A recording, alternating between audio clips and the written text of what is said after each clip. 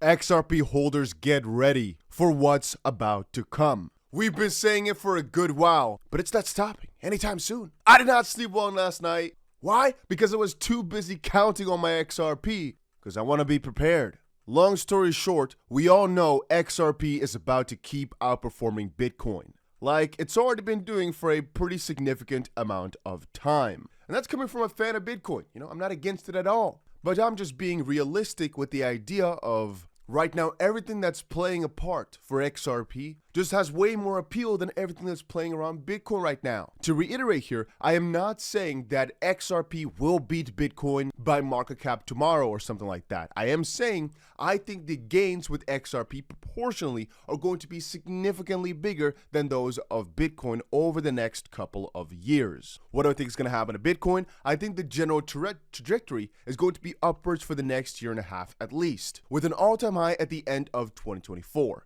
So what do I think is going to happen to XRP?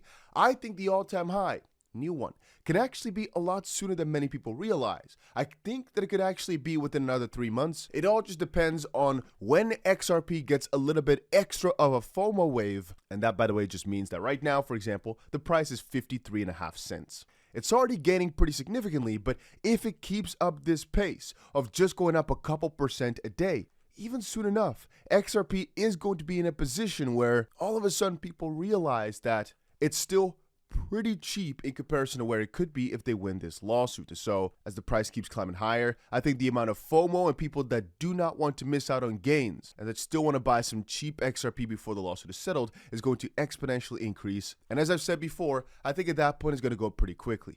But like I said, I personally think that XRP can move decoupled in a decoupled way, uncorrelated to Bitcoin to a certain extent. I do believe that XRP's power and pushes will actually be a lot more significant if Bitcoin is on an upward trajectory. And since I think that's going to happen for the next year and a half, the only question is, why would XRP outperform? Well, I have stated this many times before. I personally think that because of the fact that a lot of these banks, major institutions, whatever, don't want to buy Bitcoin because they'd be buying Bitcoin, they're looking for the second best thing. They're looking for still innovation, but not the Bitcoin narrative. And I personally think if XRP gets the first properly regulated crypto status in the US, that's what a lot of these entities are going to start buying. And I have yet to see anybody try to disprove that theory. You cannot try to tell me that some of these major banks in the US or major financial institutions do not want to get involved in this cryptocurrency, distributed ledger technology, blockchain space. You can't tell me a lot of these companies don't see the cost advantage in something like Ripple Solutions utilizing XRP. So what could be stopping them? I think for the most part is just this uncertainty of what's about to happen. And now that we're on the topic of uncertainty, pro-XRP attorney says Ripple has a 25% chance of winning against the SEC. What's going on? It ain't that deep. He just basically said there's a 25% chance that Ripple will just straight up win all the way. He believes there's a 50% chance of a victory by the way of splitting the baby, which basically would mean, let's say Ripple pays a fine, but XRP right now is good. So the SEC kind of won, but Ripple gets whatever they were looking for in this whole lawsuit, so that's fine. And he now believes they will likely announce a verdict in the case by September 30th. So he basically says a 75% chance of this getting good and a 25% chance of this getting bad. However, Deaton places Ripple's odds of an outright win 25, partial 50. The guy also informed the community that the US SEC has a less than 3% chance of an outright win against Ripple. And that basically, the 30th of September, has to do with these 6-month periods that we talked about for the last couple of years, I'd say almost, where it just makes sense to publish it on the last day of either, in this case, March for this specific case, or the last day of September because of these 6-month periods. The pro-XRP attorney argues that a soft deadline of 6 months is offered to district judges and to list details of all summary judgment pending for longer than 6 months are filed to Congress. And that basically means that that's a deadline. It will not be necessarily filed on that specific day. Now, I know. Another date. I despise that too. I mean, the idea that, let's just wait another couple of months, very freaking annoying. But with Ripple gearing up for this IPO, like we saw, Brad Gallagher saying it's going to be over in the next couple of weeks, what I'm thinking is that Ripple themselves even think it should have been over already. It should be over, but something is keeping the judge from making that decision. That's the way I'm feeling about it. if Ripple and Brad Goliath, etc., can confidently say, yeah, it should be over the next couple of weeks, but it's not. It's like they're more involved than anybody else.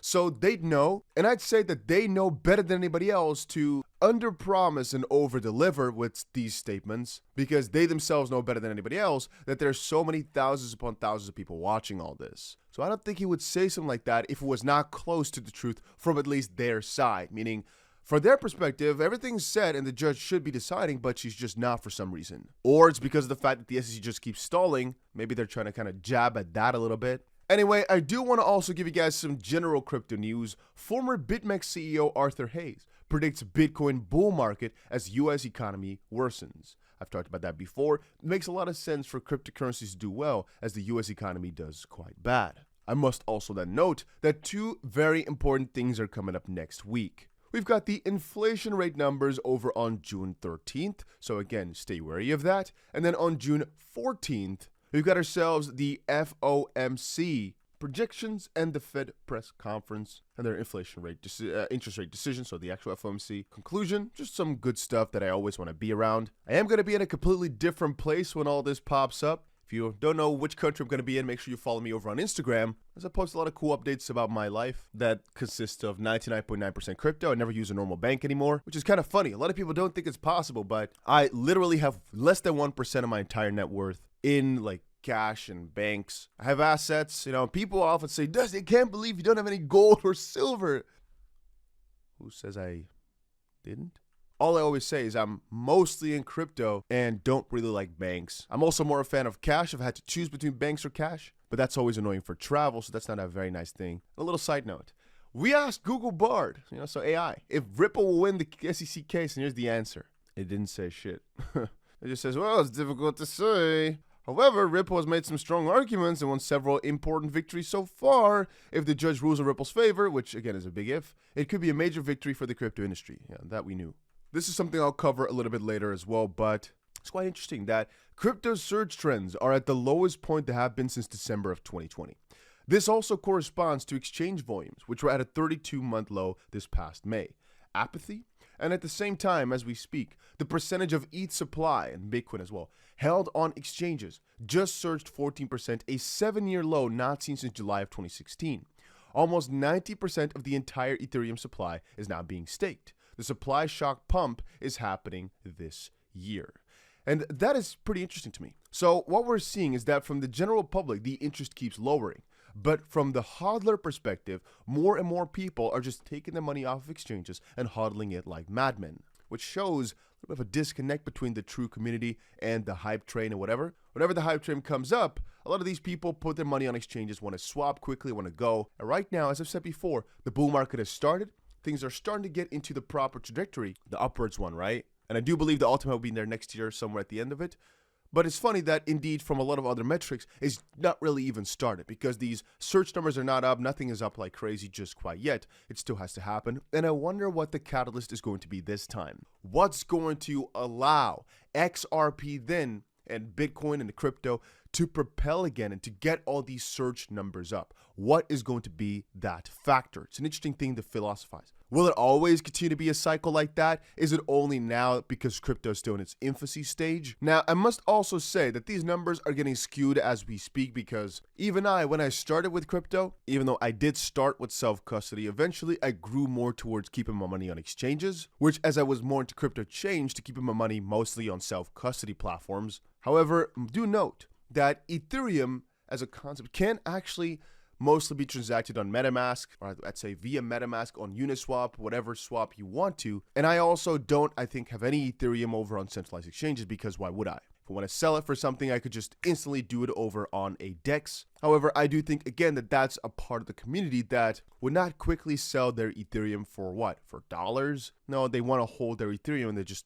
I think, would rather buy more. I think these numbers mostly showcase the more newbie community, which again correlates with the fact that these numbers are going down massively. And a good question by Wise, by Sumit, is this the calm before the storm? Things about to go crazy, pop off? We'll see.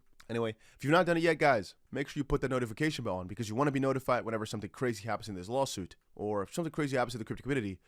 And that's about it.